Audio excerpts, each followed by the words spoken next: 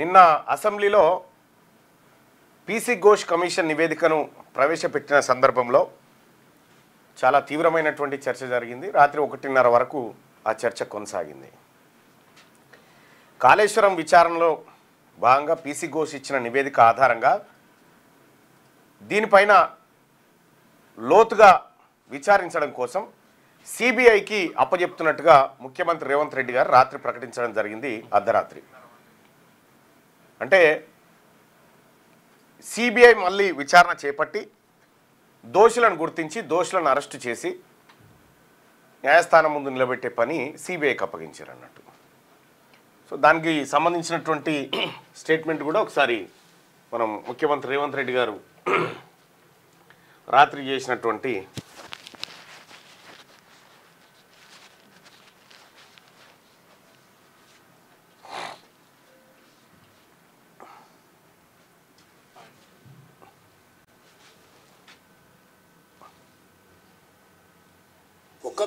కాళేశ్వరం ప్రాజెక్టులోని మేడిగడ్డ అన్నారం సుందిళ్ల బ్యారేజీల నిర్మాణంలో జరిగిన అవకతవకలు, ప్రజాధనాన్ని దుర్వినియోగం చేయడం, అవినీతి ఆరోపణలపై విచారణ జరిపేందుకు తెలంగాణ రాష్ట్ర ప్రభుత్వం సుప్రీంకోర్టు మాజీ న్యాయమూర్తి జస్టిస్ శ్రీ పినాకి చంద్రఘోష్ ను విచారణ కమిషన్ ను నియమించడం జరిగింది. విచారణ కమిషన్ తన నివేదికను జూలై 31, 2025 ప్రభుత్వానికి సమర్పించింది. ఆగస్టు 4, 2025 జరిగిన మంత్రిమండలి సమావేశంలో ఈ నివేదికను ఆమోదించింది. తదుపరి చర్చ జరిపేందుకు అసెంబ్లీలో ప్రవేశపెట్టాలని మంత్రి మండలి చేసిన తీర్మానం ప్రకారం ఈ నివేదికపై ఈ రోజు ఈ శాసనసభలో చర్చ జరిగింది. నిన్న మొదలై ఈ రోజు వరకు చర్చ చేసినాం అధ్యక్ష. నాకు తెలిసి చరిత్రలో చాలా అరుదైన సందర్భము. 1 తారీఖుతో మొదలై ఇంకొక తారీఖు వరకు చర్చ జరగడం ఒకే అంశం మీద అనేది. అందుకే రిటైర్డ్ జస్టిస్ పీసీ ఘోష్ విచారణ కమిషన్ తమ నివేదికలో క్రిమినల్ చర్యలకు అర్హమైన అనేక లోపాలు, అవకతవకలను గుర్తించింది. నిర్లక్ష్యం, దురుద్దేశం, ఉద్దేశపూర్వకంగా వాస్తవాలను తొక్కిపెట్టడం, ఆర్థిక అవకతవకల వంటి అంశాలను ప్రస్తావించింది. 3 బ్యారేజీల నిర్మాణంలో తప్పు జరిగిందని,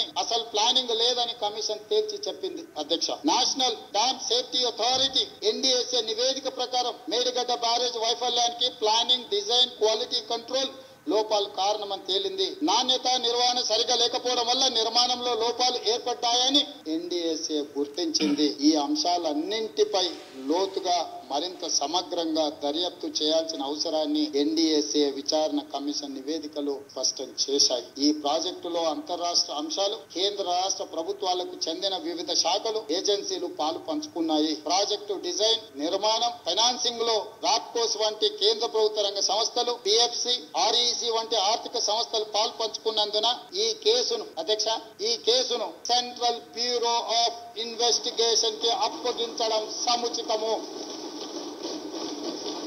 అందుకే ఈ కేసు దర్యాప్తును సెంట్రల్ బ్యూరో ఆఫ్ ఇన్వెస్టిగేషన్ కు అప్పగించడానికి సభ నిర్ణయం తీసుకుంటున్నది తమ అనుమతితో అధ్యక్ష.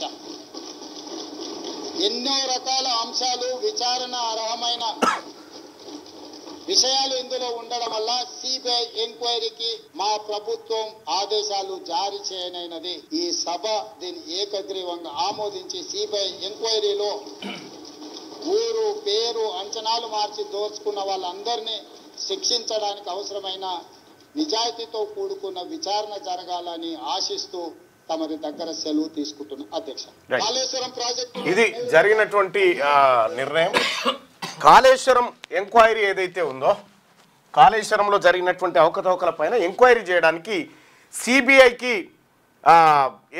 విచారణ చేయమని ఆదేశించింది. నిన్న అసెంబ్లీ ఒక తీర్మానం చేసి అసెంబ్లీ నిరవధికంగా వాయిదా పడ్డది, అయిపోయింది. కాళేశ్వరం వ్యవహారంలో స్పష్టత వచ్చేసింది. సిబిఐకి అప్పగిస్తున్నామని చెప్పిండు ముఖ్యమంత్రి. అసలు నిన్న హరీష్ రావు గారు ఆ పత్రులను చింపేసి ఇది ఒక చెత్త రిపోర్ట్ అని చెప్తూ రకరకాల హంగామా చేసినారు. అసలు వాస్తవమైంది. బీసీ ప్రజలారా, ఇక్కడ ఒక చాలా అద్భుతమైనటువంటి కాన్స్పిరసీ దాగి ఉంది. ఈ కుట్రకు సంబంధించినటువంటిది ఇప్పుడు మనం బట్టబయలు చేసుకుందాం. సిబిఐకి ఇస్తూ నిర్ణయం తీసుకుంటున్నామనేటువంటి మాట రేవంత్ రెడ్డి గారు చెప్పగానే మీరు అక్కడే ఎవరు ఉత్తమ్ కుమార్ రెడ్డి గారిని చూసారా? సడన్గా ఇట్లా చూసి ఒక కాస్త ఆశ్చర్యంగా కొన్ని అంశాలు కనిపిస్తాయి అక్కడ. మీరు ఆ వీడియోని మళ్ళీ చూడండి వీలైతే. రెండో విషయం ఏంటంటే, ఇప్పుడు ఏం జరుగుతుంది? ఇప్పుడు ఏం జరుగుతుంది, ఇది ఇక్కడ మనం స్పష్టత రావాలి. రేవంత్ రెడ్డి గారు తీసుకున్నటువంటి నిర్ణయం ఏదైతే ఉందో సిబిఐకి అప్పగించేటువంటి నిర్ణయం అంటే దీని వెనకాల దాగున్న ఇంకొక మతలాబేంది, ఇది ప్రజలకు తెలవాలి. ఎందుకంటే ఇవాళ శాసనమండలిలో ఆ చర్చ లేనట్టు అనిపిస్తూ ఉంది. ఇచ్చిన బిజినెస్లోనైతే అది కనిపిస్తలేదు. అది వేదిక పైన స్వల్పకాలిక చర్చ లేదు, నా దీర్ఘకాలిక చర్చ లేదు. అసెంబ్లీ ఆమోదం తెలిపింది, అయిపోయింది. సరే ఏం పెడతారో చూడాలి అక్కడ. కానీ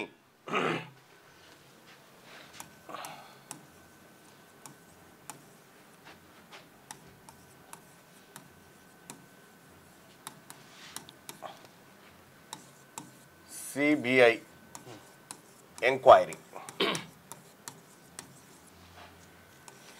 ఇక్కడి నుంచి స్టార్ట్ అవుతుంది. చూడరు మీరు అసలు కథ. CBI central bureau of investigation, ఇది కేంద్ర ప్రభుత్వం ఆధీనంలో ఉండేటువంటి ఒక సంస్థ, విచారణ సంస్థ. సిబిఐ అంటే కొద్దిగా దాన్ని ఈ దేశంలో స్ట్రాంగ్గా భావిస్తూ ఉంటారు. అనేక కేసుల్లో సిబిఐ కూడా ఏది తన పర్ఫార్మెన్స్ను పకడ్బందీగానే చూపించింది. అయితే ఇటీవల కాలంలో సిబిఐ చేసినటువంటి కొన్ని రైడ్స్, సిబిఐ చేసినటువంటి అరెస్టులను ఈ దేశంలో ప్రతిపక్ష నాయకులు ఖండించారు. మరి ముఖ్యంగా రాహుల్ గాంధీ గారు ఖండించారు. చాలామంది సిబిఐ ప్రధానమంత్రి నరేంద్ర మోడీకి జేబు సంస్థగా మారిపోయింది, ఈ దేశంలో ఉన్నటువంటి విపక్షాలను భయపెట్టడం కోసం సిబిఐ ఈడీ రెండు ప్రయత్నం చేస్తున్నాయని ఆరోపణలు ఉన్నాయి. రైట్. ఇది నేను చెప్పిన మాట కాదు, ఇది నేను చెప్తున్నటువంటి మాట కాదు. ఇది ఇట్లా మారిపోయింది, ప్రధానమంత్రి లేదా కేంద్ర ప్రభుత్వానికి జేబు సంస్థగా మారిపోయిందని రాహుల్ గాంధీ గారు విమర్శించారు. ఆ తర్వాత రేవంత్ రెడ్డి గారు ఖుద్దు ఆయనే చెప్పిండు. Revanth Reddy attacks BJP after police summons in Amit Shah's fake video case. Delhi police has asked Telangana Chief Minister Revanth Reddy to join the probe on May 1st in connection with Home Minister Amit Shah. Doctored video which is being circulated on social media అని చెప్పి అంటే అక్కడ రేవంత్ రెడ్డి స్టేట్మెంట్ని మనం ఒకసారి చూడవచ్చు.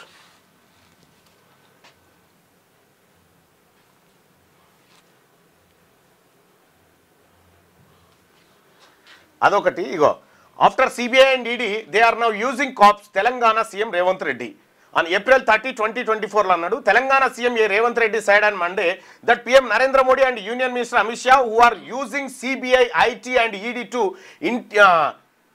intimidate opposition leaders have now started to use even Delhi police to అంటే ED, CBI, IT ఇవన్నీ ప్రతిపక్షాలను ఇబ్బంది పెట్టడం కోసం అమిత్ షా, నరేంద్ర మోడీ గారు వాడుతున్నటువంటి సంస్థలు.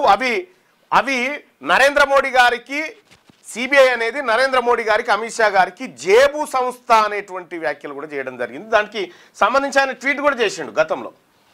ఆయన చేసినటువంటి ట్వీట్ను మనం ఒకసారి పరిశీలించాలి ఇక్కడ. ఇది I strongly condemn CBI raids and Karnataka Congress president DK Shivakumar as part of political vendetta. This cannot deter the Congress cadre spirit అని చెప్పి ఇగో సిబిఐ రైట్స్ మీద సిబిఐ పైన అనేకమైనటువంటి ఆరోపణలు రేవంత్ రెడ్డి గారు గతంలో చేసిండు, ఇటీవల కాలంలో కూడా చేసిండు. సో సిబిఐ అనేది మోడీ జేబు సంస్థగా మారిందనేది ఆయన ప్రధాన ఆరోపణ. Okay right. మోడీ జేబు సంస్థకు కాళేశ్వరం పైన చర్యలు తీసుకునే కార్యక్రమాన్ని ఎందుకు అప్పగించినట్టు,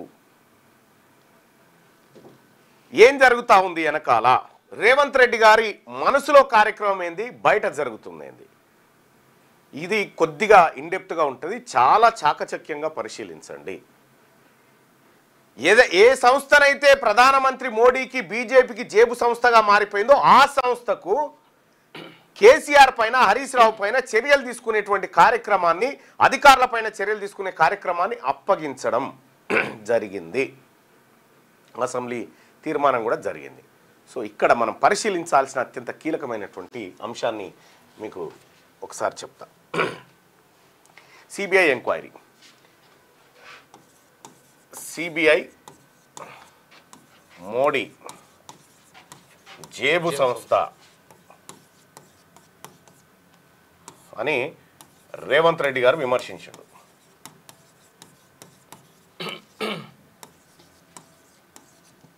మళ్ళీ అదే సిబిఐకి దీనిపైన విచారణ చేపట్టాల్సిందిగా ఆదేశాలు ఇచ్చారు రాష్ట్ర ప్రభుత్వం.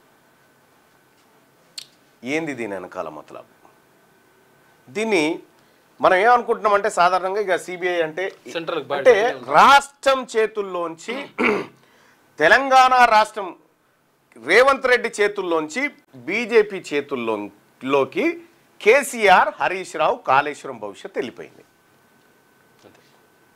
కేసీఆర్, హరీష్ రావు, ఆ తర్వాత ఆ కాళేశ్వరం అవినీతిలో పాల్గొన్న వారందరి భవిష్యత్తు అక్కడికి వెళ్ళిపోయింది. ఇప్పుడు సిబిఐ ఎంక్వైరీ చేస్తుంది, సిబిఐ అరెస్టు గిరెస్టు. ఈ సిబిఐ నిజంగా అందులో అనేక సార్లు కేసీఆర్ పేరు ప్రస్తావించింది, హరీష్ రావు పేరు ప్రస్తావించింది, ఏది ఆ రిపోర్ట్లో, నివేదికలో, కమిషన్ నివేదికలో. సో మరి ఈ లెక్కన ఆధారంగా పక్కాగా ఇందులో కేసీఆర్, హరీష్ రావు వీళ్ళందరూ కూడా దొరుకుతారు. మరి ఇప్పుడు అసలైన ట్విస్ట్ ఇక్కడ, నీ చేతిలో ఉన్నటువంటి అస్త్రాన్ని భారతీయ జనతా పార్టీ చేతిలో ఉన్నటువంటి కేంద్ర ప్రభుత్వం చేతిలో ఉన్నటువంటి మీ పదాల ఆధారంగానే నరేంద్ర మోడీ గారి జేబు సంస్థ అయినటువంటి సిబిఐకి అప్పగించడం వెనకాల మతలాబైంది. ఇవి పక్కా కాంప్రమైజ్ పాలిటిక్స్. ఎందుకు చెప్తున్నంటే ఇప్పుడు సిబిఐ ఎంక్వైరీ చేస్తుంది అంటే ఏంది? కేసీఆర్ గారు హరీష్ రావు గారి పిలకలు తీసుకుపోయి నరేంద్ర మోడీ గారికి ఇచ్చిండు. ఇక నీకు నచ్చినప్పుడు గుంజుకో, నీకు నచ్చినప్పుడు జర్ర వాళ్ళు లొలిపెట్టినప్పుడు ఇట్లా గుంజినట్టు చేయి అని వీళ్ళ పిలకలు వాళ్ళకి ఇచ్చిండు. రైట్? వీళ్ళ పిలకలు వాళ్ళకి ఇచ్చిన తర్వాత జరిగే పరిణామం ఏంది? ఇక్కడ కాళేశ్వరం నివేదిక ఆధారంగా రాజకీయ పరిణామాలు మారబోతా ఉన్నాయి. ప్రస్తుతం కాంగ్రెస్, బీఆర్ఎస్, బీజేపీ ఈ మూడు పక్షాలు మనకు తెలంగాణ రాష్ట్రంలో కనిపిస్తాయి. ఈ మూడు పక్షాలు ప్రధానంగా కనిపించేటువంటి పక్షాలు. రేపు రాబోయేటువంటి ఎన్నికల నాటికి రేవంత్ రెడ్డి గారు కోరుకుంటుంది ఏంటంటే తెలంగాణ రాష్ట్రంలో మూడో పక్షం ఉండకూడదు. ఫైట్ బిట్వీన్ కాంగ్రెస్, బీజేపీ మధ్యలో ఉండాలి, వీళ్ళు ఉండకూడదు అనేది టార్గెట్. ఎట్లా మరి? వీళ్ళు ఉండకూడదంటే ఏం చేయాలి? వీళ్ళని రక్షించాల్సింది ఎవరు? ఇప్పుడు బీఆర్ఎస్ను రక్షించాల్సింది ఎవరు? కేంద్రం రక్షించాలి. కేంద్రం కేసీఆర్ ముంగటుండేటువంటి ఆల్రెడీ ఆప్షన్స్ కవిత చెప్పింది, ఆల్రెడీ విలీనం చేయడానికి సిద్ధపడ్డారని. ఓకే అని వెళ్ళిపోయాడు. సో ఈ ఆప్షన్ ఇప్పుడు బీజేపీ దగ్గరకు పోయిన తర్వాత బీఆర్ఎస్ పార్టీని బీజేపీలో విలీనం చేయడం ద్వారా తెలంగాణ రాష్ట్రంలో రెండు పక్షాలే మిగులుతాయి. తద్వారా fight between Congress and BJP మధ్యలో ఉన్నప్పుడు మళ్ళీ నేను సీఎం కావచ్చు అనేది తనకున్నటువంటి ఆలోచన. ఇక్కడ నువ్వే సిబిఐని విమర్శిస్తావు, మీరే వాళ్ళ జేబు సంస్థని దుయ్యబడతారు, అన్నీ చేస్తారు. అటువంటి వాళ్ళకి ఇచ్చారు. ఇప్పుడు ఏం జరుగుతుంది? ఇక్కడ రేవంత్ రెడ్డి గారు అనుకుంటున్నటువంటి సీన్ జరుగుతుందా అంటే జరగదు. ఇక్కడ మూడో పక్షం బీఆర్ఎస్ పోయి బీసీ వస్తుంది. మూడో పక్షం బీఆర్ఎస్ పోయి బీసీ వస్తుంది. అది ఆయన పెద్ద ఊహిస్తలేడు. కానీ జరిగే కార్యక్రమం ఇది. ఇప్పుడు బీఆర్ఎస్ను బీజేపీ వైపు మొత్తం నెట్టేస్తే తను సజావుగా తన పొలిటికల్ కెరీర్ని మరింత బిల్డ్ చేసుకోవచ్చు అనేది రేవంత్ రెడ్డి గారి ఆలోచన. ఇక్కడ కాళేశ్వరం నివేదిక, పీసీ ఘోష్ కమిషన్ ఇచ్చిన నివేదిక ఆధారంగా క్రిమినల్ చర్యలు తీసుకోవడానికి ఒక ప్రత్యేక కమిటీ, ఏది జ్యుడిషియరీ అయిపోయింది, పోలీస్ సిట్ ఏర్పాటు చేసి వీళ్ళని అరెస్ట్ చేసి రేపు పొద్దుగా లోపలికి పంపొచ్చు. చెంచల్గూడ జైల్లో మీకు డబుల్ బెడ్రూమ్ కట్టిస్తా అనేటువంటి మాట రేవంత్ రెడ్డి గారు చెప్పడం జరిగింది. కానీ ఇక్కడ చెంచల్గూడ జైలు కాదు, మరి ఇల్లు కట్టియాలంటే కేంద్ర ప్రభుత్వ నిధులు కూడా అక్కర కాబట్టి మీరు అక్కడ పోరు అని చెప్పి అక్కడ నూకేసాడు.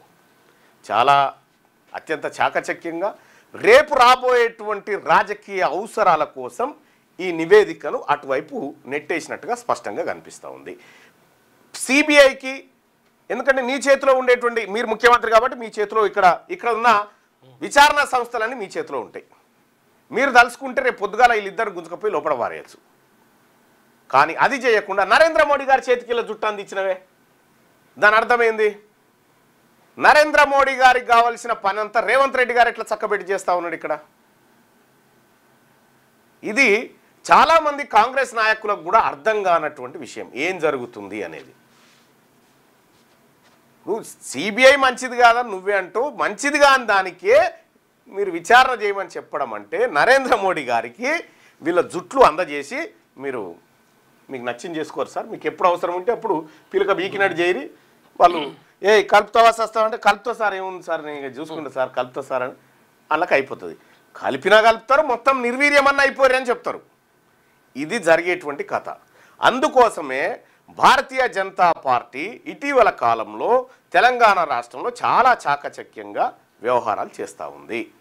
ఫ్యూచర్లో జరగబోయేటువంటి కొన్ని అంశాలు సరే, మరి దీనికి కొంత యాడ్ చేస్తారు.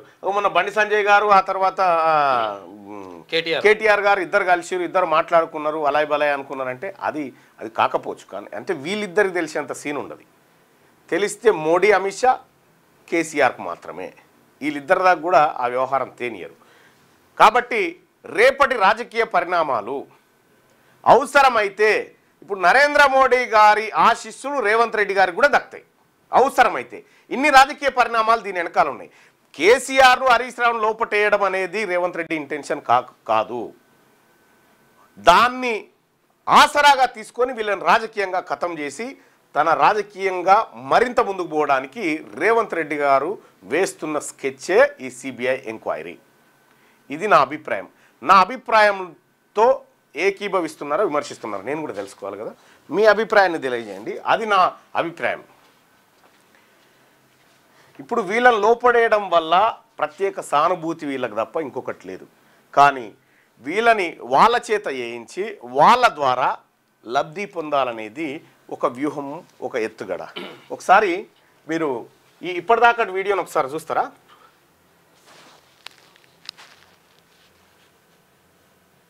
ఒకసారి ఇక్కడ ఉత్తమ్ కుమార్ రెడ్డి గారిది సుందిళ్ల బ్యారేజీల నిర్మాణంలో జరిగిన అవకతవకలు, ప్రజాధనాన్ని దుర్వినియోగం చేయడం, అవినీతి ఆరోపణలపై విచారణ జరిపేందుకు తెలంగాణ రాష్ట్ర ప్రభుత్వం సుప్రీంకోర్టు మాజీ న్యాయమూర్తి జస్టిస్ శ్రీ పినాకి చంద్రఘోష్ ఇన్వెస్టిగేషన్ కి అప్పగించడం సముచితము. అందుకే ఈ కేసు దర్యాప్తును సెంట్రల్ బ్యూరో ఆఫ్ ఇన్వెస్టిగేషన్ కు అప్పగించడానికి సభ నిర్ణయం తీసుకుంది. ఆయన సప్పట్లు కూడా కొట్టలే ఎవరు? ఉత్తమ్ కుమార్ రెడ్డి. సో నరేంద్ర మోడీకి అప్పచెప్తున్నాడు ఏంది తీసుకుపోయి అనేటువంటి ఒక ఆశ్చర్యం అయితే నాకు ఆయనలో కనిపించింది. అందుకోసమే ఇప్పుడు నేను చెప్పినటువంటి అంశం మీరు ఏకీభవించవచ్చు, వ్యతిరేకించవచ్చు. ఎందుకంటే నా అభిప్రాయం అన్న సిబిఐ అధికారులు పారదర్శకంగా ఉంటుంది. సరే, పారదర్శకంగా ఉంటుందా లేదా అనేది ఆయా పనితరం మీద ఆధారపడ్డది. కానీ ఎవరైతే అప్పగించిన వ్యక్తి ఉన్నారో అప్పగించిన వ్యక్తే సిబిఐ పైన ఆరోపణలు చేసిండు. ఇక్కడ మనం క్లియర్గా అర్థం చేసుకోవాల్సింది, ఈ సిబిఐకి అప్పగించిన వ్యక్తే సిబిఐ పైన ఆరోపణలు చేసిండు, వ్యతిరేకంగా ట్వీట్లు చేసిండు. ఇదే సిబిఐ పైన రేవంత్ రెడ్డి గారు. సో ఇంత ఆరోపణలు చేసినటువంటి ముఖ్యమంత్రి గారు మరి ఈ కార్యక్రమానికి తెరలేపి మళ్ళీ సిబిఐకి అప్పగించడం వెనకాల మతలబ్ ఏంటంటే ఇది ఉండొచ్చు, ఇదే ఉంటుంది అనేది నా అభిప్రాయం. నేను బలంగా నమ్ముతున్నా దాన్ని. నా అభిప్రాయాన్ని నేను బలంగా విశ్వసిస్తున్నా.